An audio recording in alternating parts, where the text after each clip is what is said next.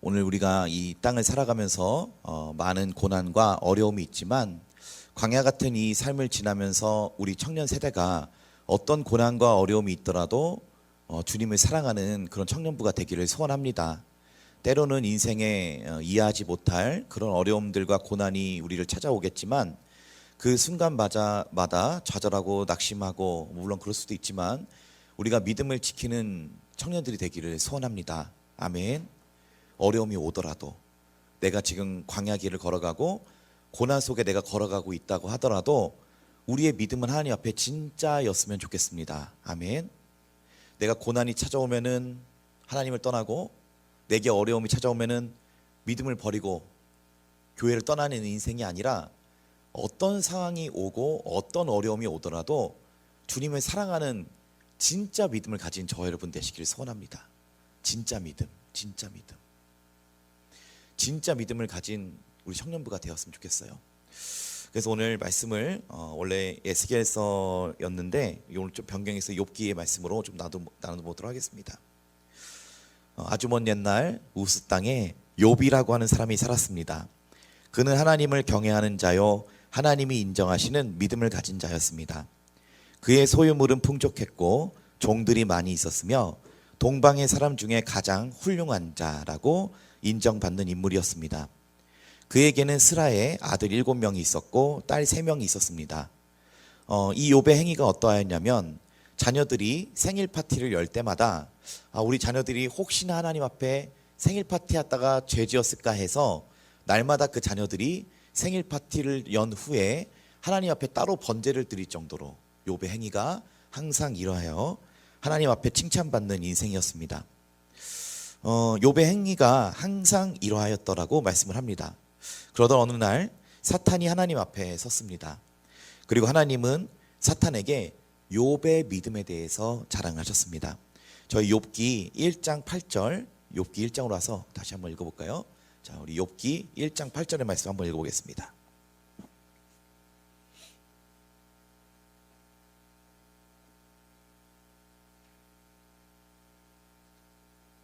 네, 우리 욥기 1장 8절 함께 읽어보겠습니다. 시작. 여호와께서 사탄에게 이르시되 내가 내 종 욥을 주의하여 보았느냐 그와 같이 온전하고 정직하여 하나님을 경외하며 악에서 떠난 자는 세상에 없느니라. 아멘.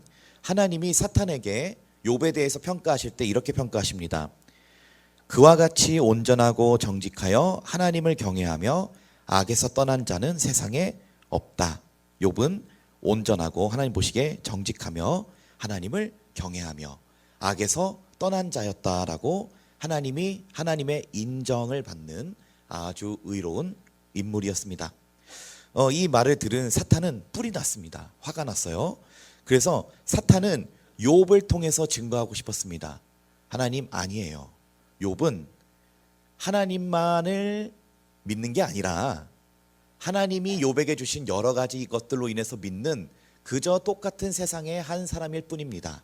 아니요, 욥 안에는 그런 믿음은 없습니다라고 하는 걸 사탄이 하나님 앞에 논쟁하기 시작했어요. 사탄에게는 이런 생각을 갖고 있었던 거죠. 사람이란 모두가 악하고 자기 중심적이고 단 한 사람도 온전하고 정직하게 하나님만 경외하는 사람은 있을 수 없다. 단 한 명도 하나님만 믿는 사람은 없다라는 것을 하나님 앞에 증명하고 싶었습니다. 사실 이 오늘 본문에 나오는 욥의 믿음은 우리가 참된 그리스도인들의 믿음을 예표하는 거고요. 예수님의 믿음을 예표하는 거고, 그리고 오늘 나오는 이 욥의 고난은 사실 믿음을 가진 자들이 때로는 걸어가야 되는 광야, 고난의 길을 예표합니다. 자, 그래서 욥이 당하는 오늘의 이 고난은 그 참된 믿음을 가진 자들이 스스로 감내해야 될 고난을 오늘 성경이 이야기하고 있습니다. 이어서 사탄은 하나님께 이렇게 제안합니다. 욥기 1장 9절에서 10절 말씀 한번 읽어보겠습니다. 시작. 사탄이 여호와께 대답하여 이르되 욥이 어찌 까닭없이 하나님을 경외하리까? 주께서 그와 그의 집과 그의 모든 소유물을 울타리로 두르심 때문이 아니니까. 주께서 그의 손으로 하시는 바를 복되게 하사 그의 소유물이 땅에 넘치게 하셨음이니이다. 아멘. 이 말이 지금 사탄의 말입니다. 사탄은 이렇게 얘기합니다. 아니요 하나님, 욥이 어찌 이유가 없이 하나님을 경외할까요? 이유가 있죠. 10절에 그의 집, 그의 소유물을 울타리로 둘러주셨고 그의 손으로 하는 모든 일을 복되게 하셨기 때문에 하나님을 믿는 거지요. 에이, 하나님, 욥이 이유가 있어서 하나님을 믿는 거죠. 하나님이 그에게 주신 재물 때문에 하나님을 믿는 거죠. 하나님 그에게 주신 집 때문에 하나님을 믿는 거죠. 하나님 그의 손으로 하는 일마다 잘 되게 하셨으니까 하나님 믿는 거죠. 하나님 말씀 틀렸어요. 아니요, 욥도 똑같이 자기가 가지고 있는 것 때문에 하나님을 경외하는 자이니다 라고 하나님 앞에 논쟁하기 시작합니다. 이러면서 사단은 이어서 이렇게 얘기합니다. 하나님 뺏어보세요. 뺏어보세요. 분명 하나님 욕할걸요? 하나님 그가 가지고 있는 재물 뺏어보세요. 분명 하나님 욕할걸요? 하나님 그가 가지고 있는 자식들 쳐보세요. 분명 하나님 위해서 욕할걸요? 하나님 안 되게 해보세요. 분명 하나님 욕할걸요? 라고 사단이 하나님 앞에 논쟁하기 시작합니다. 하나님의 의견은 이거예요. 아니야, 욥은 하나님뿐이야. 아니야, 욥은 나만 경외해. 나로 인해서만 기뻐해. 라고 얘기했지만 사탄은 이렇게 얘기합니다. 아니야, 하나님 때문이 아니야. 아니야, 하나님만 사랑하는 건 아니야. 다른 이유가 있기 때문에 하나님 사랑하는 거지 하나님만은 아니야 라고 사탄은 얘기하고 있다는 거예요. 사탄이 이렇게 말하는 것은 땅을 두루 다녀보며 사람을 보니 단 한 사람도 하나님만 경외하는 사람은 없더라. 이 땅에 어떤 사람을 인생을 보아도 다 자기의 손에 들려있는 것과 자기가 소유하고 있는 것 때문에 하나님을 믿는 거지 아니다. 아니야. 하나님만 경외하는 사람은 세상에 본 적이 없어. 그래서 하나님만은 그 이유가 될 수 없다라고 사탄은 이야기하고 싶은 거예요. 자, 이에 욥은 모든 소유물을 잃었습니다. 아들 7명, 딸 3명이 하루아침에 죽었습니다. 자기의 집은 갑자기 태풍이 불더니 무너져 버렸습니다. 그리고 사탄은 이렇게 얘기합니다. 하나님, 아직 그에게 남은 게 있네요. 사람이 자기 가죽으로 가죽을 사기 때문에 이 가죽도 치세요. 아니요, 욥이 갖고 있는 거 아직 있네요. 사람이 가죽으로 가죽을 받고 오니 그 가죽을 쳐부숴서 그래, 그것까지도 허용한다. 그러나 욥의 생명까진 건드리지 마라. 자, 욥은 우리 욥기 2장 6절에 보면 자기의 살도 병이 드는, 역창이 나는 그런 상태가 됐습니다. 욥기 2장 6절 한번 읽을까요? 욥기 2장 6절 시작. 여호와께서 사탄에게 이르시되 내가 그를 네 손에 맡기노라. 다만 그의 생명은 해하지 말지니라. 아멘. 자, 그래서 욥은 어떤 상태가 됐냐면 한마디로 숨만 쉴 수 있는 상태가 됐습니다. 죽지만 않는 상태. 자기가 가지고 있는 모든 소유물, 가족, 집, 그 자기의 능력 모든 것을 잃어버리고 숨만 쉴 수 있는 상태, 생명만 붙어있는 상태가 되었습니다. 사탄이 쳐서 땅에서 그가 누릴 수 있는 기쁨이란 기쁨은 모두 빼앗긴 상태가 된 것입니다. 여러분, 만약 우리가 이런 상태가 된다면 나는 어떤 마음이 들까요? 저와 여러분께서는 그런 상황을 만약에 겪는다고 한다면 어떤 생각이 드시겠습니까? 저는 이 욥기를 읽을 때마다 이런 생각이 들었습니다. 욥은 도대체 어떻게 버텼는가? 욥은 도대체 어떻게 살아갈 수 있었는가? 여러분, 현대를 살아가는 성도들은 복에 대한 깊은 열망을 가지고 있습니다.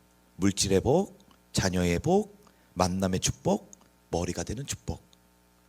그런데 욥은 사람이 인정한 게 아니라 하나님이 직접 인정하신, 그는 온전하고 정직하여 악에서 떠난 자를 네가 보았느냐. 말로 욥은 하나님만 경외하던 욥이었습니다. 그런데 욥은 하루아침에 이해할 수 없는 고통의 삶이 시작되게 됩니다. 이해할 수 없는 고통의 삶. 제가 예전에 사역을 하다가 어떤 늙은 여자 전도사님을 예배 드리시고 난 다음에 집으로 모셔다 드린 일이 있었어요.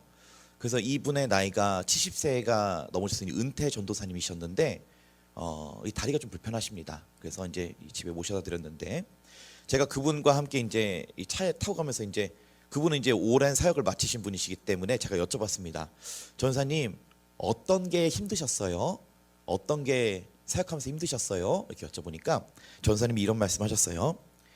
저는 교회에서 사역을 하면서 여자로서 많은 무시를 견뎌야 했습니다. 또 교회에서 많은 힘든 일들을 여자의 몸으로 감당한다는 게 어려웠어요. 이렇게 얘기하셨어요. 그래서 제가 다시 여쭤봤습니다. 전사님 몸은 어떻게 하시다가 불편하시게 되셨어요? 그랬더니 전사님이 이런 말씀하셨습니다. 저는 원래 젊었을 때 결혼할 마음이 없었습니다. 그런데 아버지가 결혼 안 하면 쫓아낸다고 하셔서 강제로 결혼을 했습니다. 그런데 그 남편은 철이 없었고 저를 날마다 괴롭게 했습니다. 그런 부부관계 가운데 아들 한 명을 낳았는데 아들은 정신지체였습니다. 그리고 얼마 후 제가 교통사고를 당해서 다리를 절게 되었습니다. 제 아들은 자기 어머니가 하나님 앞에 이렇게 헌신하고 있는데도 불구하고 다치고 또 가정의 불화로 인해서 아들은 교회를 다니다가 제가 겪는 시련 때문에 하나님은 없는 것 같다라고 하면서 교회를 다니고 있지 않습니다. 제가 이 말을 듣고서 너무 마음에 좀 고통스러웠습니다. 제가 들은 어떤 분의 이야기보다도 가장 어려운 삶에 대한 이야기를 들었습니다. 저도 사역을 하면서 많은 분들을 보았잖아요. 그렇지만 이분같이 정말 어려운 분이 없었더라고요. 그래서 제가 그날 그분을 모셔다 드리고 나서 의문에 빠지게 됐습니다.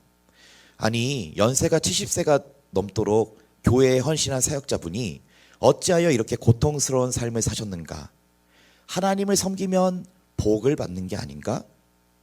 자랑할 만한 복은 안 주셨어도 왜 그분에게 평범한 삶조차도 허락하지 않으셨는가? 라는 질문이 제 마음을 고통스럽게 했습니다.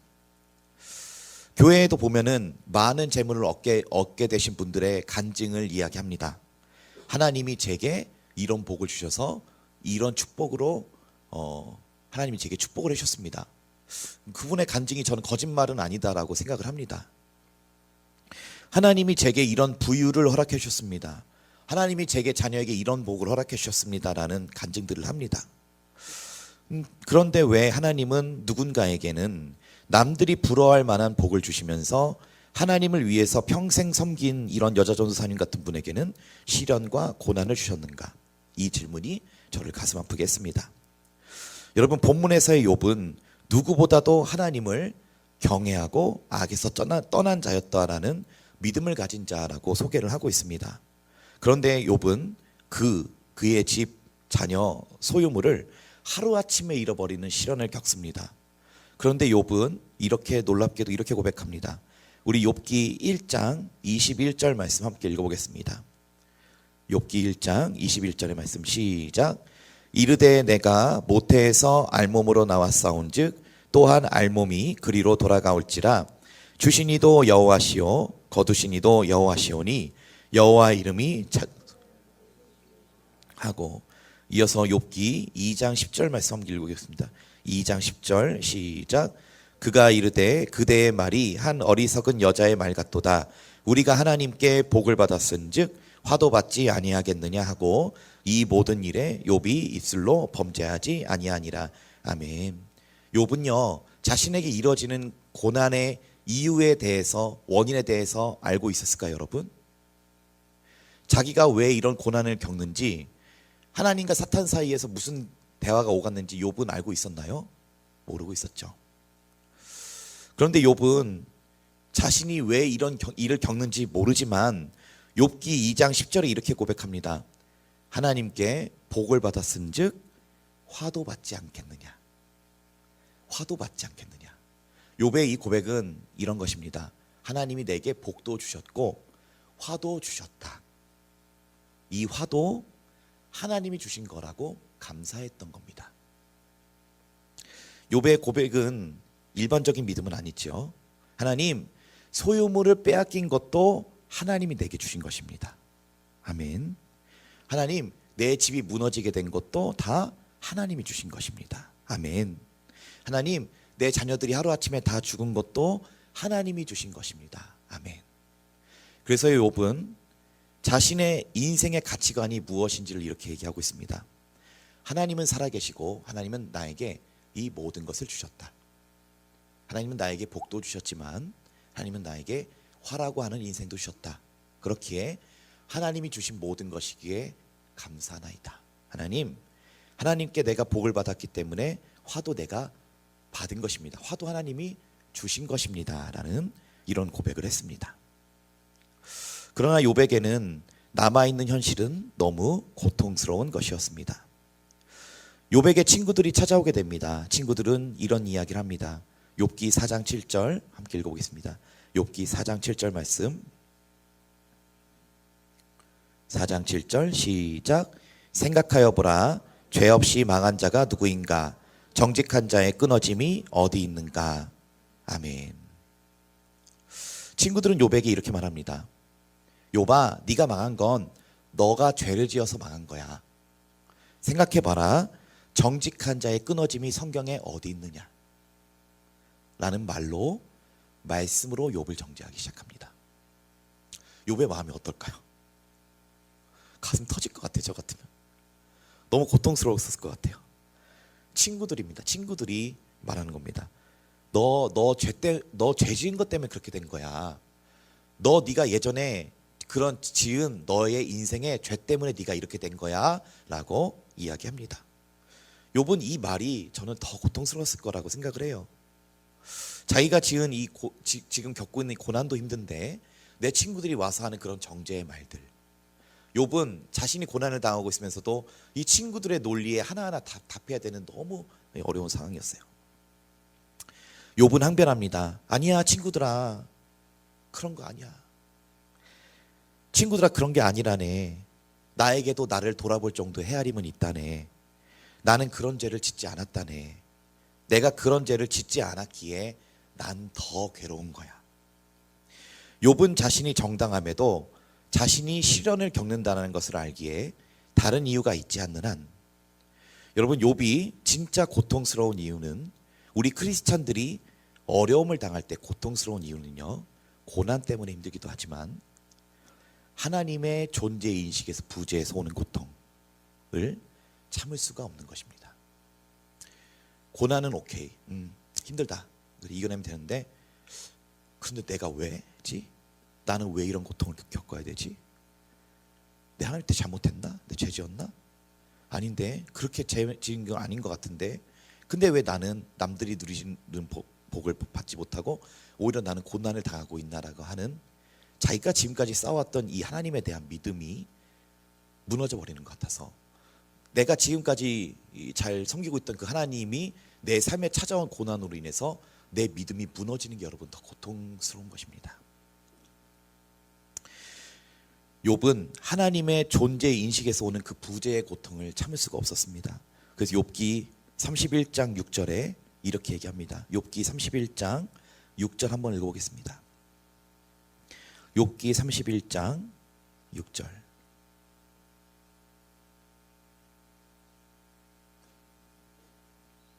욥기 31장 6절 시작.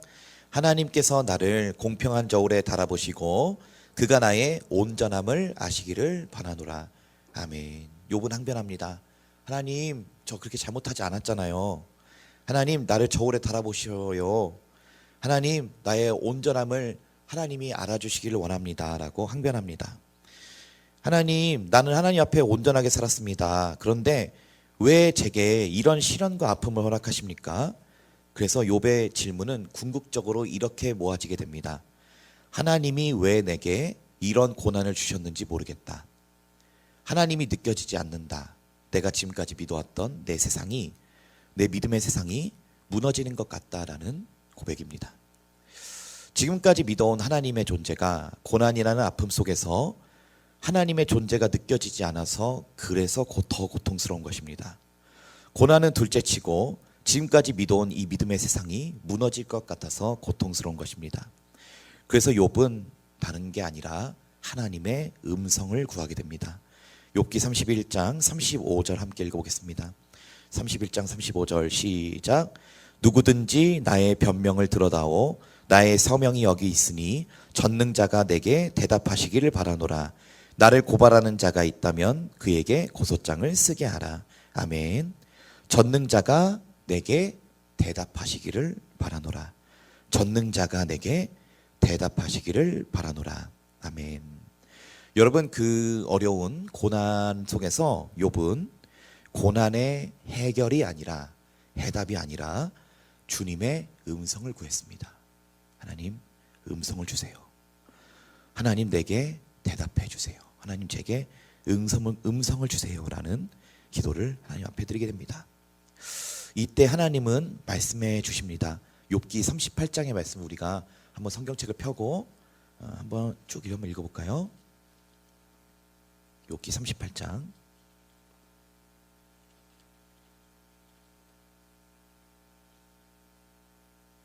욥기 38장 시작. 그때 여호와께서 폭풍우 가운데에서 욥에게 말씀하여 이르시되 무지한 말로 생각을 어둡게 하는 자가 누구냐?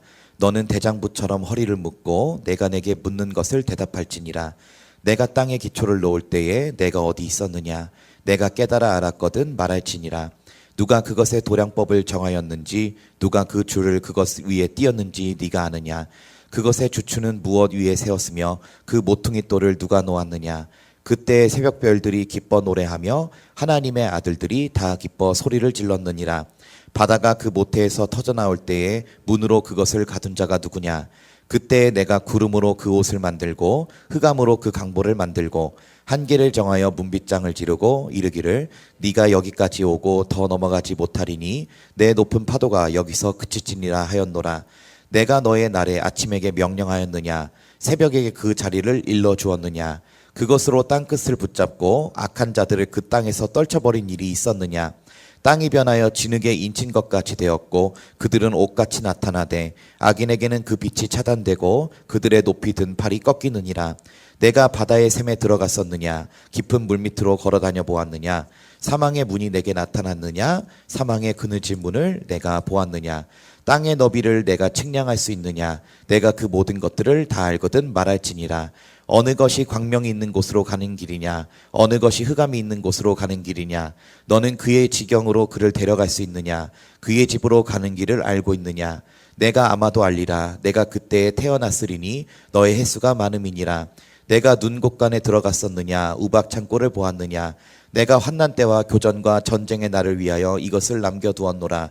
광명이 어느 길로 뻗치며 동풍이 어느 길로 땅에 흩어지느냐? 누가 홍수를 위하여 물길을 터주었으며 우레와 번갯길을 내어 주었느냐? 누가 사람 없는 땅에 사람 없는 광야에 비를 내리며 황무하고 황폐한 토지를 흡족하게 하여 연한 풀이 돋아나게 하였느냐? 비에게 아비가 있느냐? 이슬방울은 누가 낳았느냐? 얼음은 누구의 태에서 났느냐? 공중의 서리는 누가 낳았느냐? 물은 돌같이 굳어지고 깊은 바다의 수면은 얼어붙느니라. 내가 묘성을 메어 묶을 수 있으며 삼성의 띠를 풀 수 있겠느냐? 너는 별자리들을 각각 제때에 이끌어낼 수 있으며 북두성을 다른 별들에게로 이끌어갈 수 있겠느냐? 내가 하늘의 궤도를 아느냐? 하늘로 하여금 그 법칙을 땅에 베풀게 하겠느냐? 내가 목소리를 구름에까지 높여 넘치는 물이 내게 덮이게 하겠느냐? 내가 번개를 보내어 가게 하되 번개가 내게 우리가 여기 있나이다 하게 하겠느냐? 가슴속의 지혜는 누가 준 것이냐? 수탉에게 슬기를 준 자가 누구냐? 누가 지혜로 구름의 수를 세겠느냐? 누가 하늘의 물주머리를 기울이겠느냐? 티끌이 덩어리를 이루며 흙덩이가 서로 붙게 하겠느냐? 내가 사자를 위하여 먹이를 사냥하겠느냐? 젊은 사자의 식욕을 채우겠느냐? 그것들이 굴에 엎드리며 숲에 앉아 숨어 기다리느니라. 까마귀 새끼가 하나님을 향하여 부르짖으며 먹을 것이 없어서 허우적거릴 때에 그것을 위하여 먹이를 마련한 자가 누구냐? 아멘. 여러분, 이 말씀을 보시면 욥은 하나님 앞에 음성을 구했습니다. 그리고 하나님께서는 욥에게 이런 말씀을 주셨어요. 욥아, 너가 지금 이러한 이유 때문에 네가 고난을 당한 거야 라고 말씀해 주시지를 않으셨습니다. 하나님이 욥에게 들려주신 음성은 욥이 왜 그런 고난을 당하고 있는지에 대해서 말씀해 주신 것이 아니라 그저 하나님이 하나님 되심을 말씀해 주십니다. 그저 하나님의 하나님 되심을 말씀해 주십니다. 근데요, 놀랍게도요, 욥은 이 음성을 듣고서 회복이 되게 됩니다. 영혼이 회복이 되게 됐어요. 왜요? 고난 속에서 하나님이 계셨기 때문인가요? 안 계셨기 때문인가요? 하나님이 계셨기 때문입니다. 하나님이 내가 지금 겪고 있는 이 고난 속에서도 내게 음성을 들려주셨기 때문입니다. 그래서 욥의 영혼은 다시 살아나기 시작합니다. 여러분, 여러분이 겪고 있는 고난이 여러분을 무너뜨리는 것이 아닙니다. 여러분, 하나님의 음성이 들리는 저와 여러분 되시기를 축복합니다. 욥은 하나님이 아직 자신 곁에 살아계셨다라고 하는 것을 보게 되었습니다. 그래서 욥은 주님의 음성이 다시 들릴 때 고난 가운데서도 그의 영혼이 회복되게 되었습니다. 그래서 욥은 욥기 42장의 5절에 이렇게 얘기합니다. 42장 5절 함께 읽어보겠습니다. 시작. 내가 주께 대하여 귀로 듣기만 하였사오나 이제는 눈으로 주를 배움나이다. 아멘. 욥의 고백은 내가 지금까지는 하나님에 대해서 이렇다 저렇다라고 듣기만 했는데 내가 이번에 이 고난을 통해서 내가 하나님의 음성을 듣게 되어 하나님, 내가 이제는 귀로 듣는 게 아니라 주님을 눈으로 보게 되었습니다. 내가 이제 하나님을 만나게 되었습니다 라는 고백입니다. 여러분, 욥이 원했던 것은 자기가 겪고 있는 고난에 대한 해답이 아닙니다. 욥이 원했던 하나님에 대한 질문은 하나님이 아직도 나와 함께 해주신다라고 하는 음성을 듣기를 간절히 원했던 것입니다. 여러분, 저도 작년에 이런 너무도 어려운 고난의 시간을 겪은 적이 있었습니다. 작년에 제가 올해 이제 사역을 시작하게 됐는데요. 작년에 11월까지만 전 교회에서 사역을 하고 마치기로 했습니다. 그런데 제가 작년 9월부터 사역지를 알아보기 시작하는데 아무 곳으로도 길이 열리질 않는 것입니다. 그래서 이력서를 내는 곳마다 다 거절로 돌아오게 되었습니다. 마음이 불안해지기 시작했습니다. 그런데 어느 날은 제가 이제 사역지를 이렇게 구하고 있는데 더 힘든 일이 있었어요. 그게 뭐였냐면은 제 다음 사역자가 구해진 거예요.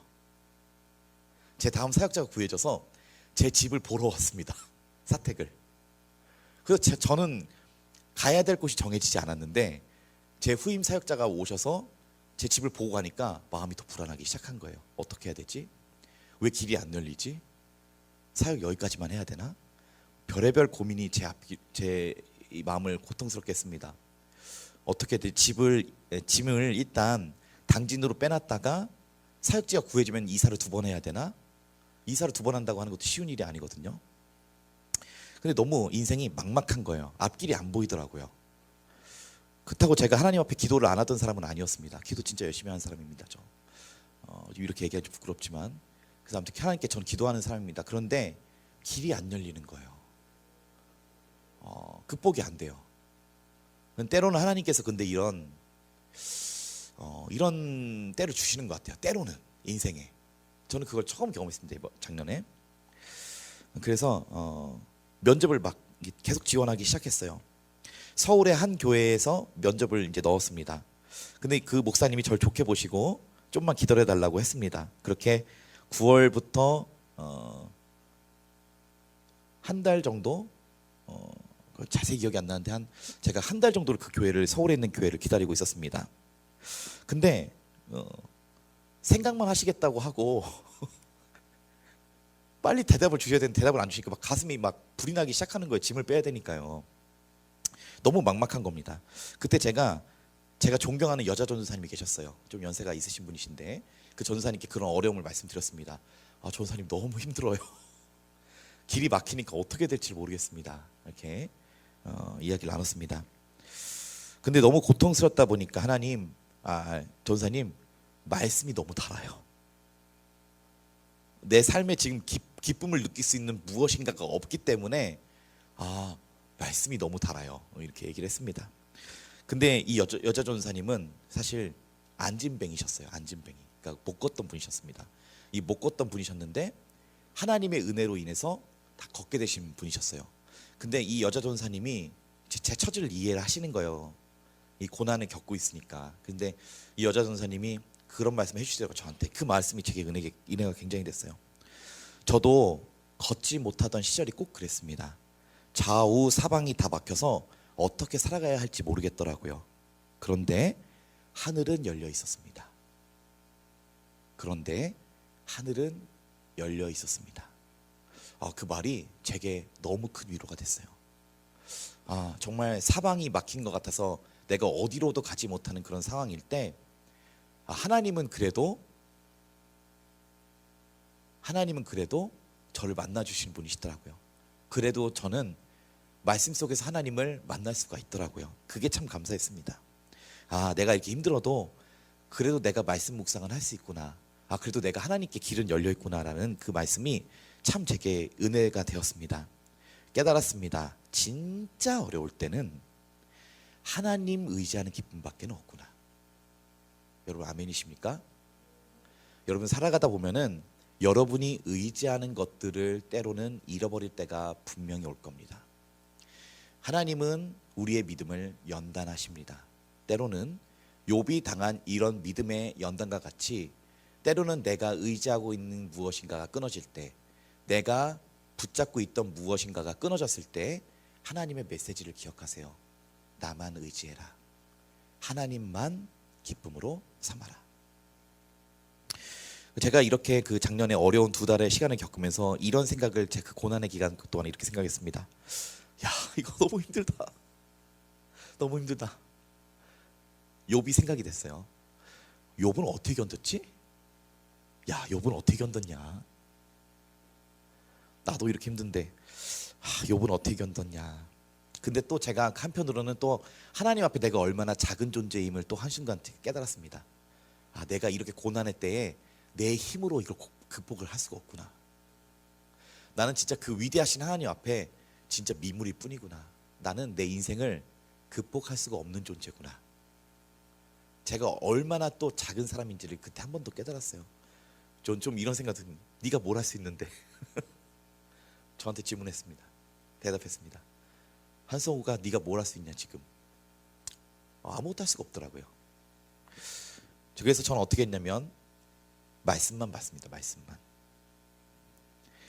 여러분 모르겠어요. 혹시 저와 여러분께도 또 여러분에게 또 이런 상황 겪는 청년이 있을지 모르겠지만 여러분 그래도 말씀은 의지할 수 있습니다. 여러분이 어떤 어려운 상황에 놓여 있더라도 여러분 말씀은 여러분에게 힘을 주실 줄로 믿습니다. 저는 그래서 큐티를 엄청 열심히 했어요. 그 어려울 때. 이것밖에 방법이 없다. 근데 여호수아 1장 3절에 하나님 제게 이런 말씀 주셨어요. 내가 모세에게 말한 바와 같이 너희 발바닥으로 밟는 곳은 모두 내가 너희에게 주었노니. 이 말씀이 갑자기 레마의 말씀으로 확 꽂혔습니다. 길이 안 보이고 있을 때 하나님이 제게 여호수아 1장 3절에 말씀 주셨어요. 너희 발바닥으로 밟는 곳은 모두 내가 너희에게 주었노니. 이 말씀을 제가 레마의 말씀으로 받았습니다. 여러분 길이 보이지 않을 때 하나님이 말씀으로 길을 여십니다. 아멘. 하나님은 말씀이십니다. 그래서 하나님이 제게 말씀을 주신 말씀을 저는 붙들고 기도했습니다. 하나님 발바닥으로 밟는 곳을 제게 주신다고요? 발바닥으로 밟는 곳을 제가 주신다고요? 저는 그래서 이 말씀 받았을 때 제가 그 서울에 면접 본 교회 한 달 동안 기다리고 있는 교회가 잘 될 줄 알았어요. 왜냐하면 제가 거기 면접 보러 걸어가 봤었기 때문입니다. 그런데 한 달 뒤에 새벽에 통보를 받았습니다. 죄송하지만 이번 청빙은 무산되었습니다. 제가 꿈을 꿨어요. 그 목사님 말씀 듣기 전에 꿈을 꿨는데 제가 그 교회 앞에서 서울에 있는 교회 앞에서 기다리고 있는데 당회를 했는데 그 선임 장로님이 씩씩대면서 나오는 거예요. 자기 뜻대로 안 듣다고. 그러더니 목사님이 저한테 다시 와달라는 그런 꿈을 꿨어요. 제가 한편으로 이렇게 생각했어요. 제가 거기를 한 달 동안 기다렸던 이유가 거기 당회에 문제가 있었구나. 거기 선임 장로님이 날 마음에 들어하지 않았구나 라고 하는 걸 그냥 저 꿈을 통해서 그냥 그렇게 생각만 했어요. 그냥. 근데 결국에 그 꿈의 끝에 이게 그분이 시식되면서 나가고 담임 목사님이 저한테 다시 와달라고 하는 그런 꿈을 꿨어요. 제가. 근데 그런 꿈을 꿨는데 그 담임 목사님의 한 달 뒤에 대답은 죄송합니다. 이번 청빙은 무산되었습니다. 아무도 안 뽑게 되었습니다라는 통보를 받은 거예요. 그래서 이상하다. 하나님의 말씀이 틀릴 때가 있나? 저는 뭐만 붙들고 있었어요? 말씀만 붙들고 있었던 말씀만. 발바닥으로 밟는 것을 너에게 인도해 준다. 그 말씀만 저는 한 점만 붙들고 있었단 말이에요. 근데 제가 무슨 생각이 들었냐면 그 순간 하나님의 말씀이 틀릴 때가 있나? 이상하다.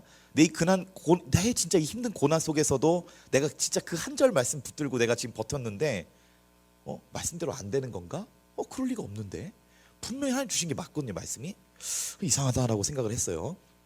제가 그래서 그날 떨어지고 나서 세 군데 교회를 지원했습니다. 대전교회, 홍성교회, 그리고 어떤 또 한 서울에 있는 세 군데 교회를 지원했어요. 근데 그날 대전교회 목사님이 임명희 목사님이 제가 지원서를 넣자마자 저에게 연락을 주셨어요. 와달라고, 교회 와달라고. 그래가지고 제가 대전교회라고 생각을 하다 보니까 옛날에 내가 여기 발바닥으로 밟았던 교회다라고 하는 걸 제가 딱 깨달았어요. 내가 예전에 8년 전인가요? 7년 전에 여기 전도폭파로 와서 같이 훈련했었거든요. 그래서 하나님 말씀 틀려요. 맞아요, 여러분? 하나님 말씀 정확한 거예요, 진짜.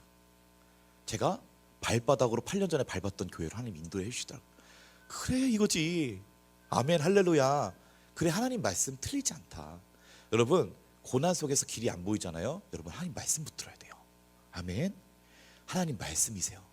여러분이 저와 같은 그런 진짜 어려운 고난을 안 겪어본 분도 계시겠지만 오늘 이 말씀을 꼭 기억했으면 좋겠습니다. 여러분이 정말 어느 곳도 의지할 수 없을 때 하나님은 말씀으로 여러분과 저를 만나주시는 줄로 믿습니다.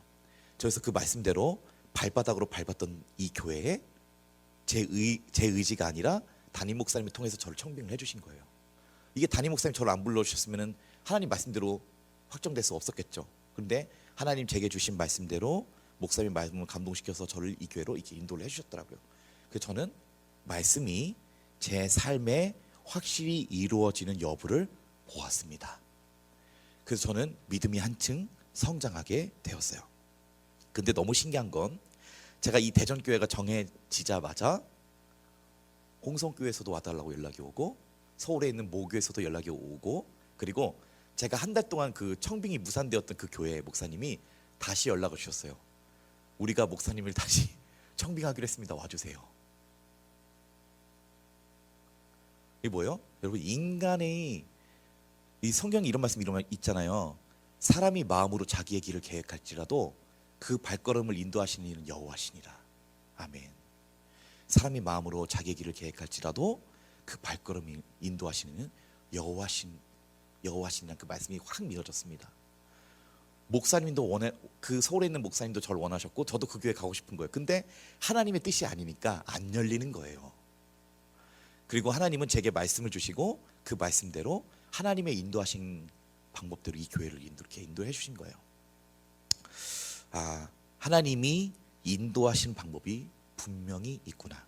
하나님이 우리에게 이런 삶의 이런 응답을 통해서 하나님이 살아계심을 나타내시고 하나님이 우리를 이끌고 계시다라고 하는 분명한 음성을 우리에게 주시는구나.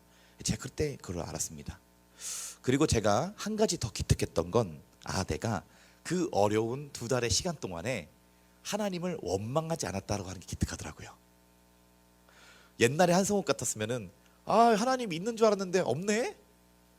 하나님 있는데 나한테 왜 이런 고난을 줘? 라고 불평과 원망을 할 수 있었는데 작년에 그 2달의 시간은 제게 이런 시간이었습니다.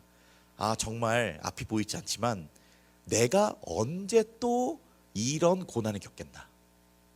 진짜 아무것도 의지할 수 없고 부모님도 의지할 수 없고 뭐 사람도 의지할 수 없는 내가 이런 고난을 언제 겪어보겠나. 내가 이 고난에 감사하고 내가 한번 이 고난을 믿음의 시간으로 한번 지나가 봐야겠다. 아멘. 내가 진짜 이 고난의 시간에 내가 내 하나님께 함께 한번 믿음을 내가 한번 증명해 봐야겠다는 생각이 들어온 거예요, 제 안에. 그래서 제가 이 2달이나 시간 지나면서 하나님을 원망하지 않고 말씀 의지하고 하나님, 제가 정말 지금 길이 보이지 않지만 제가 하나님 믿습니다 라고 그 시간 지내온 게 너무 뿌듯하더라고요. 나도 믿음이 성장했구나, 이런 생각이 들었습니다. 오늘 말씀을 좀 마무리하면서 우리가 고난 속에서도 말씀을 믿음으로 지켜내는 우리 그런 태도가 있었으면 좋겠습니다. 우리 마지막으로 욥기 6장 9절에서 10절 말씀 읽고 함께 기도할게요. 욥기 6장 9절에서 10절. 욥은 고난을 당할 때 어떤 마인드로 버텼는가? 욥기 6장 9절에서 10절 말씀 시작. 이는 곧 나를 멸하시기를 기뻐하사 하나님이 그의 손을 들어 나를 끊어버리실 것이라.